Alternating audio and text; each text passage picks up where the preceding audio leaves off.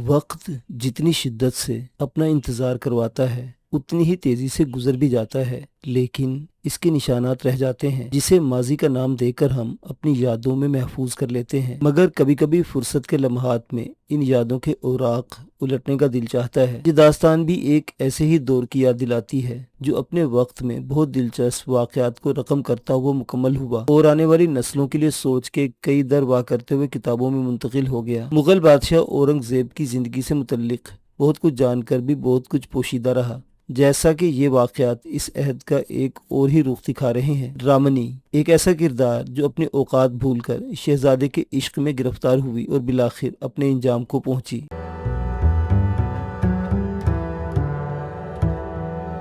ज़ीक़ात की 25 तारीख को जश्न वज़न कमरी शुरू हुआ, जिसमें शहजादा आजम को 50,000 पैदल और 7,000 सवार का मनसब अता हुआ। दूसरी शहजादियों के साथ रहमत बानो को भी इनाम इकराम से नवाजा गया।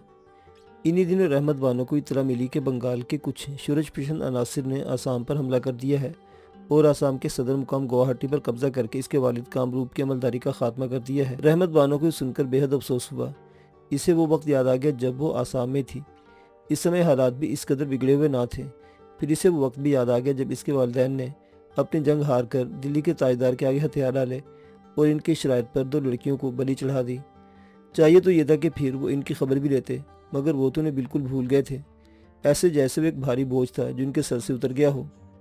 कितना अरसा वो इनकी याद में आंसू बहाती रही, उन्हें याद करके रोती रही, मगर शायद वो भूल गए थे कि ज़मानत की मद में दूसरे हुक्मरानों को दी गई इनकी बेटियां थीं। तब उनकी बेहिसी देखकर वो भी उन्हें भूल गई। फिर एक वक्त ऐसा आया कि वो अपने झूठे मजहब से भी उकता गई, या फिर किसी के प्यार में डूबकर अपने दीन को छोड़कर मुसलमान हो गई। बंगाल की यूरिश का सुनकर वो एक बार फिर से अपने वालिदैन की यादों में डूब गई। वहाँ आसाम में जो तकरीबात, त्यौहार और तफरीयात मनाई जाती थी वो यकसर तौर पर सल्तनत दिल्ली के दरबार में मनाई जाने वाली तकरीबात से मुख्तलिफ थी। रहमत बानो के लिए तकरीबात और यहाँ के त्यौहार यकसर मुख्तलिफ थे। दरबार की तमाम तकरीबात बड़े एहतमाम से मनाई जाती थी। इसे लगा जैसे इन तकरीबात के पस मंज़र में नज़र बादशाहत कार फरमा हो, क्योंकि इनके ज़रिए बादशाह को इस बात का मौका मिलता था कि वो अपनी शान शौकत और अजमत व क़ुव्वत व हैबत की धाक आवाम पर बिठाए। इसलिए ये इंतहाई ज़रूरी ख्याल की जाती थी। रहमत बानो ने देखा कि दरबार की इन तकरीबात के उसूल और ज़वाबित भी मुकर्रर थे, जिन पर बादशाह और दरबारी पाबंदी से अमल करते थे। इनसे बादशाह को इस वक्त का मौका मिलता था कि अपनी शख्सियत को मज़ीद उजागर करे। अगरचे रहमत बानो को ऐसी तकरीबात से कोई दिलचस्पी ना थी, क्योंकि वो तो बंगाल में होने वाली यूरिश की वजह से मायूस और परेशान थी। दूसरी परेशानी से शहजादा आज़म की कजरबी से थी। इसके दिल पर वसवसों ने मुकम्मल तौर पर डेरा जमा लिया था और इसकी उम्मीदें दम तोड़ने लगी थी। दरबार की ये तकरीबात गुलबानो के कहने के मुताबिक पूरे 7 रोज़ के लिए थी। एक रोज़ गुलबानो ने गिला करते हुए पूछा, राजकुमारी साहिबा, क्या वजह है कि आप हर वक्त कमरे में मुक़य्यद रहती हैं? कि आपको ये हंगामे पसंद नहीं है, या फिर आपका मन इनमें शमूलियत से आपको रोक रहा है? गुलबानो, एक बात तो बताओ, रहमत बानो ने मायूसी से पूछा। पूछें, गुलबानो ने जवाब दिया। कभी तुमने पानी पर तैरती कागज़ की कश्ती देखी है? जब मैं छोटी थी तो अपनी हमजोलियों और सखियों के संग दरिया किनारे खेलने जाती थी तो कागज़ की कश्तियाँ बनाकर साथ ले जाते और इन्हें दरिया में छोड़ देती। कुछ देर पानी की तेज़ छल से या तो उलट जाती या फिर थोड़ी दूर जाके डूब जाती। जब हम हाथ बढ़ाकर इन्हें सीधा सीधा करते तो गीला कागज़ फ़ौरन फट जाता। आज मेरा मन भी मोहब्बत के दरिया में गीले कागज़ की तरह इस डूबती तैरती कश्ती की तरह है, जिसको पकड़ने की कोशिश भी करे तो सिवाय चीथड़ों के हाथ कुछ नहीं आता। अब तो कनीज़ और बांदियाँ जब किसी बात पर हंसते हुए महल के राहदारियों से गुजरती है तो मुझे लगता है जैसे वो मुझ पर तंज करते हुए जा रही हूँ। रहमत बानो ने गोया अपने मन को इसके सामने खोल कर रख दिया। राजकुमारी साहिबा, ऐसा होता है, प्यार में हर वक्त धड़का लगा रहता है, छीन जाने का खौफ रहता है या छीन लिए जाने का खतरा सर पर मंडराता रहता है। फिर आपको तो पता है कि बड़े लोगों के रवैयों और मौसमों के बदलने में देरी कहाँ लगती है। उड़ते भागते लम्हे तो ऊंच छू होकर हाथ से निकल जाते हैं, लेकिन मैं एक बात जानती हूँ, शहजादा आज़म अपनी धुन और लगन के पक्के हैं। उन्होंने अगर आपसे प्रीत संभालने का वादा किया है तो वो आपको बीच मझधार में नहीं छोड़ेंगे। आप उठिए और महल सरा में होने वाली तकरीबात से लुत्फ़अंदोज़ होइए। देखिए तो सही, महल सरा में जश्न मनाने की तैयारियां कितने ज़ोर पकड़ रही हैं। हर तरफ एक हलचल मच रही है। जुदाई और दर्द छोड़ने की इन आर्ज़ी सातों को अपनी जान का रोग न बनाएं। बाहर निकलिए और लुत्फ़ उठाइए। आए, मैं आपको ले चलती हूँ। आज जश्न वज़न या तो वालदान की तकरीब होने वाली है। ये जश्न वज़न क्या भला है? कुछ मुझे भी बताओ। رحمت بانو نے گل بانو سے استفسار کرتے ہوئے پوچھا، راجکماری صاحبہ، شہنشاہ عالم کے خاندان میں 2 مرتبہ اپنے شمسی و قمری سالگرہ کے موقع پر یہ جشن منائے جاتے ہیں۔ اس موقع پر بادشاہ قیمتی اور بیش بہا اشیاء کے ساتھ اناج میں تلا کرتا ہے اور پھر یہ چیزیں سال بھر غریبوں اور محتاجوں میں تقسیم ہوتی رہتی ہیں۔ گل بانو نے بتایا، میں اب بھی نہیں سمجھی۔ رحمت بانو نے حیرانی سے پوچھا، شمسی سالگرہ کے موقع پر بادشاہ کو ایک بڑے سے ترازو میں 12 قسم کی اشیاء میں تولا جاتا ہے۔ ان چیزوں میں سونا، پارا، ریشمی کپڑا، خوشبوئیں، تانبا، روح توتیا، مسالہ، گھی اور چاول، دودھ، 7 قسم کے اناج اور نمک کے علاوہ بادشاہ کی عمر کے حساب سے اتنی ہی تعداد میں بھیڑ بکریاں، پرندے غریبوں میں تقسیم کیے جاتے ہیں۔ پرندوں کو قید سے آزاد کیا جاتا ہے اور قمری سال کے موقع پر بادشاہ 8 چیزوں میں تولا جاتا ہے، جن میں چاندی، کپڑا، سیسا، ٹین، پھل، مٹھائی، ترکاریوں اور سرسوں کا تیل شامل ہوتا ہے۔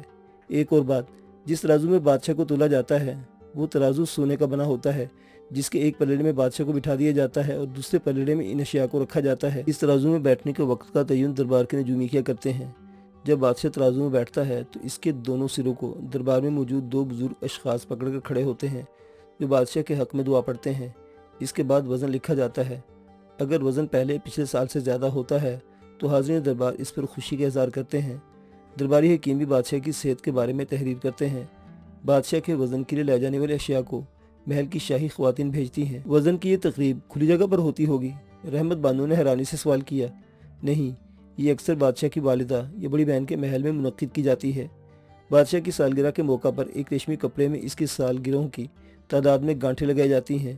ہر سال یہ گانٹھیں بڑھتی جاتی ہیں اور یہ کپڑا حرم میں محفوظ رکھا جاتا ہے۔ اس موقع پر ضرب کرائے گئے چاندی کے سکے بھی عوام میں بطور خیرات بانٹے جاتے ہیں۔ یہ محفل اور یہ تقریب آدھی رات تک اور کبھی کبھی تو اگلی صبح تک جاری رہتی ہے۔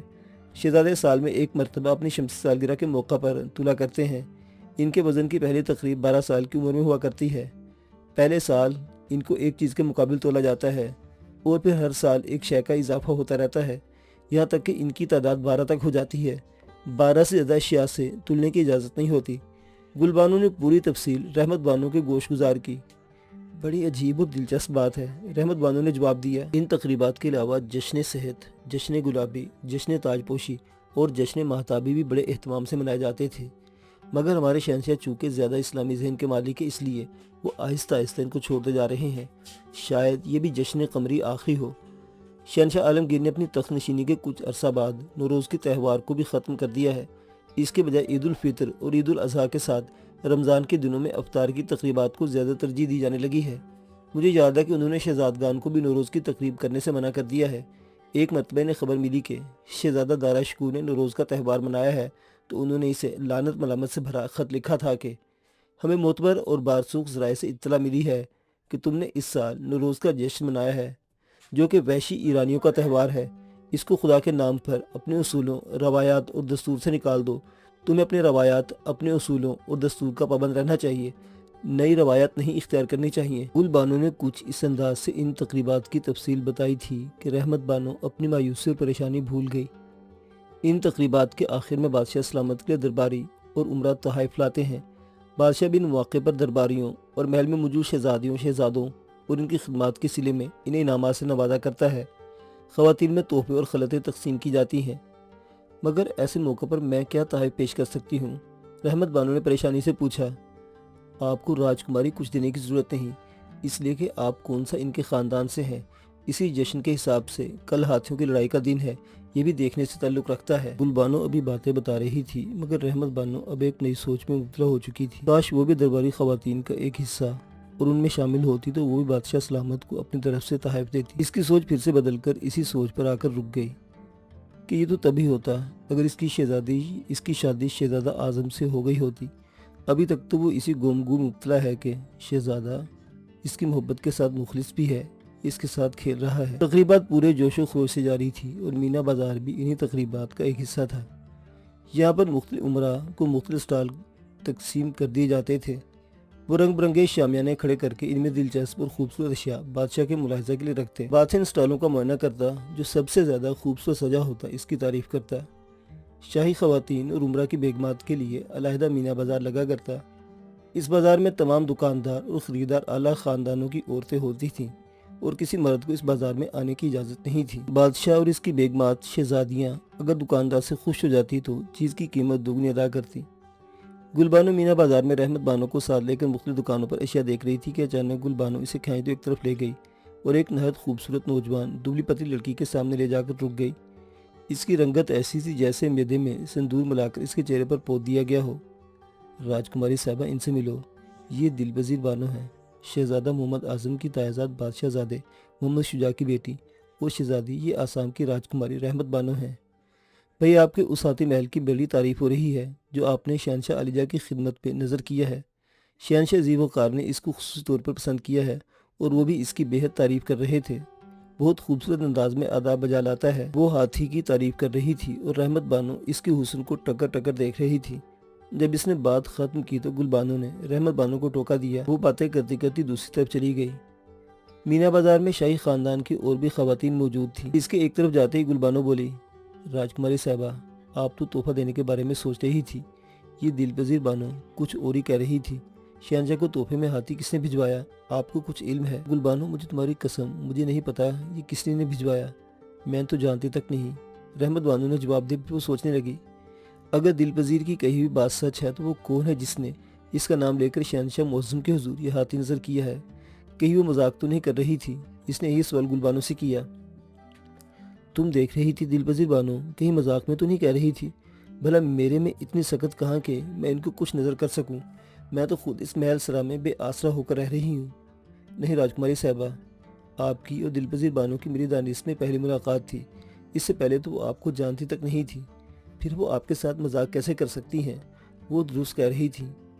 फिर वो दूसरा कौन हो सकता है? रहमत बानो को तशवीश हुई। सारा दिन वो इसी शशो पानी में मुब्तला रही कि इसकी तरफ से तोहफा किसने बादशाह को दिया है। जश्न वज़न कमरी की इब्तदा 25 ज़ीक़ात को हुई थी।